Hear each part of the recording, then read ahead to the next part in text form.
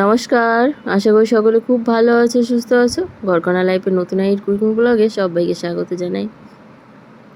আজকে হোলি স্পেশাল তোমাদের জন্য একটা নতুন রেসিপি নিয়ে চলে এসেছি। আজকে বানাবো এই যে নামকিন কাজু। তো এটা বানানো খুব সহজ আর এত সুন্দর হয়, মানে মুখে দিলেই মিলিয়ে যাবে, আর খেতে একটা খেলে আরও বারবার খেতে ইচ্ছে করবে। চলো বানানোর জন্য দেখো এখানে নিয়ে নিয়েছি এই যে সুজি। তো এটা কিন্তু সুজি দিয়েই বানাবো, আর সুজিটা খাওয়া তো শরীরের পক্ষে খুবই ভালো। তো সেই জন্য 2 কাপ আমি সুজি নিয়েছি। দেখো এই 2 কাপ সুজির সঙ্গে কিন্তু আমি 2 চামচ মতো চিনি দিচ্ছি। তো তোমাদের চাইলে একটু, যারা মিষ্টি খেতে ভালোবাসো, একটু মিষ্টি বেশি দিতে পারো।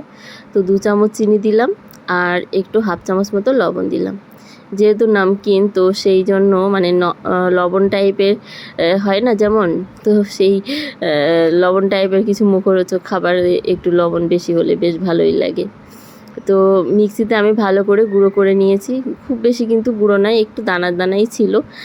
তো একদম পাউডার হয় না অবশ্য সুজি, তো একটু দানা দানা থাকে। তো সেই দানা অবস্থাতেই 1 চামচ ঘি দিয়ে আমি ভালো করে আবার একটু ময়ান করে নিয়েছি। নিয়ে অল্প অল্প জল দিয়ে খুব সুন্দর করে দেখো একটা মিডিয়াম মতো একটা ডো তৈরি করে আমি ঢেকে রেখে দেবো। এখানে আমি চাট মশলা তৈরি করার জন্য ধনে, জিরে, মৌরি আর শুকনো লঙ্কা, গোলমরিচ আর নিয়েছি তেজপাতা। তো তেজপাতা আর শুকনো লঙ্কাটাকে কড়াইটা কিন্তু ভালো করে গরম করে নিতে হবে।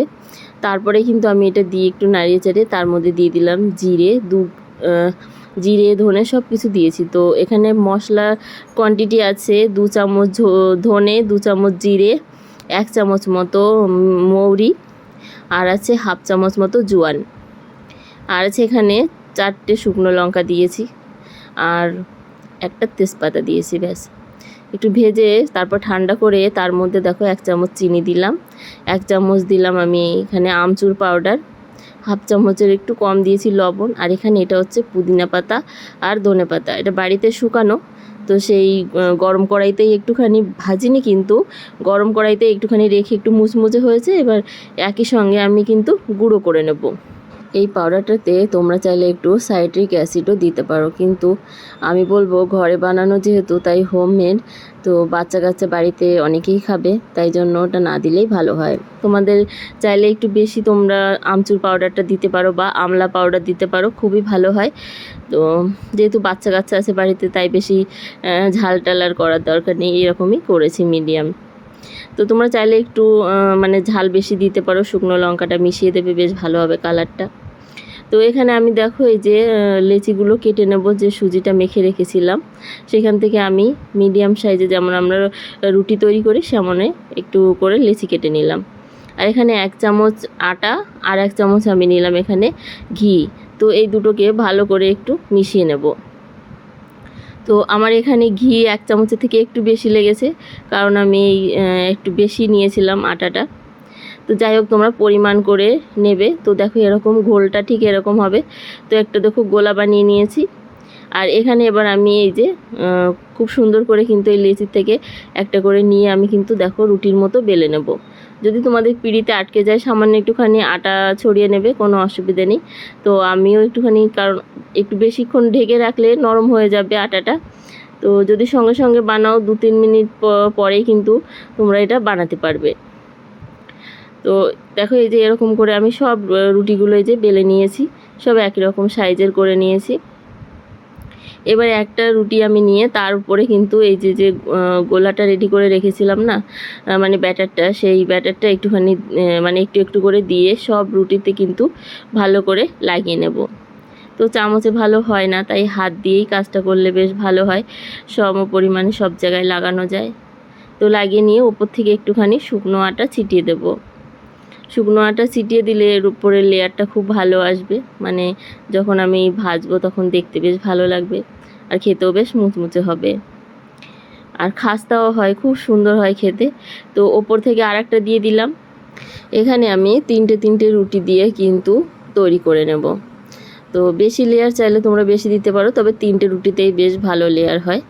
তো এখানে ওপর থেকে একটুখানি শুকনো আটা ছড়িয়ে দিলাম। তো ছড়িয়ে দিয়ে আবার ওপর থেকে একটা রুটি দিয়ে ভালো করে দেখো একটু চেপে চেপে এবার কিন্তু একটু বেলে নিতে হবে।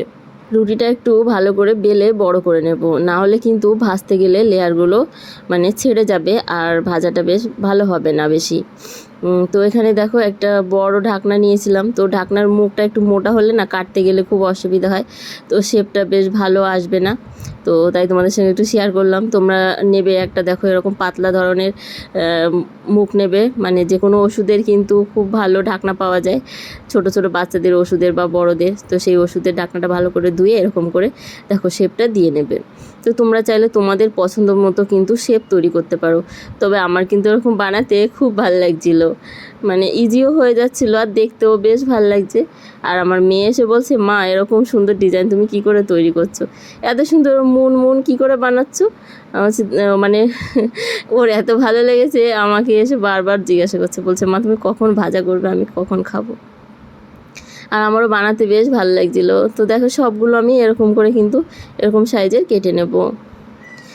আর কাটতে তো বেশ ভালো লাগছিলো, ভাজতেও বেশ ভালো লেগেছে। তো আমার তো বানিয়েই যেতে ইচ্ছে করছিলো। তো এখানে দেখো সব এই যে বাকি যেগুলো থাকে না, এইগুলো আমি রেখে দিচ্ছি, এগুলো অন্য আলাদা কোনো শেপ তৈরি করা যাবে। তো এখানে দেখো আবারও আমি আরেকটা লেয়ার তৈরি করে আরেকটা রুটিও বেলে নেব। তো সবই একইভাবে মানে একই সাইজের কেটে নিয়েছি।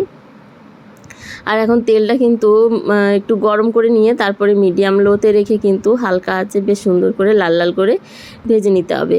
একটু যদি নরম মানে ভাজা খেতে চাও তাহলে কিন্তু এটা কিন্তু ভাজা হওয়ার পরেও কিন্তু শক্ত হয়ে যাবে। তবে যাদের একটু কড়া ভাজা পছন্দ তারা কিন্তু একটু কড়া করে ভাজতে পারো। এটা একটু কম ভেজেছি আমার মেয়ের জন্য। আর একটুখানি চাট মশলা দিয়ে দিলাম, এতে কিন্তু শুকনো লঙ্কা দিলাম না, আর শুকনো লঙ্কার গুঁড়ো।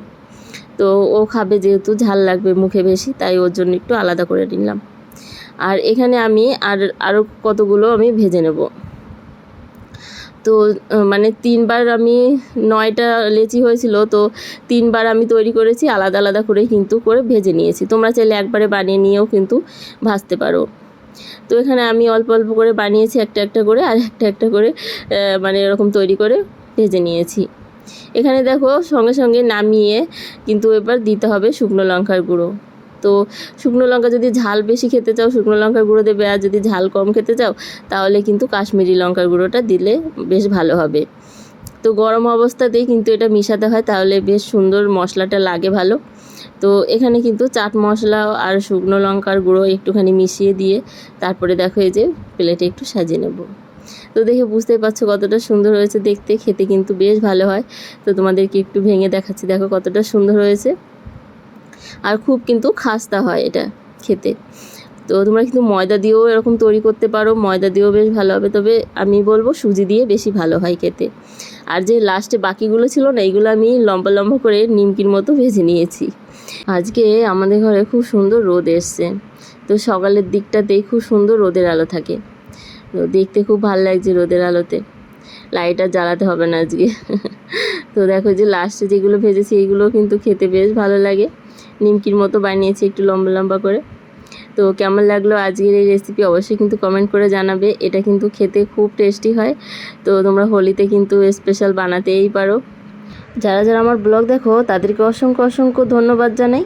যারা নতুন আছে অবশ্যই কিন্তু চ্যানেলটি সাবস্ক্রাইব করে বেল বাটন ক্লিক করে অল অন করে রেখো, যাতে আমার ব্লগ ছাড়লে তোমাদের ফোনে নোটিফিকেশন পৌঁছে যায়, তোমরা ব্লগ দেখতে পাও। আজ তবে আসি, দেখা হবে একটা নতুন ব্লগে অন্য কোনো রেসিপিতে। সবাই হোলিতে অনেক অনেক আনন্দ করো, অনেক মজা করো। আর আমরাও যদি এখানে হোলি খেলি অবশ্যই তোমাদের সঙ্গে শেয়ার করব। তবে তেমন হোলি এখানে খেলা হয় না।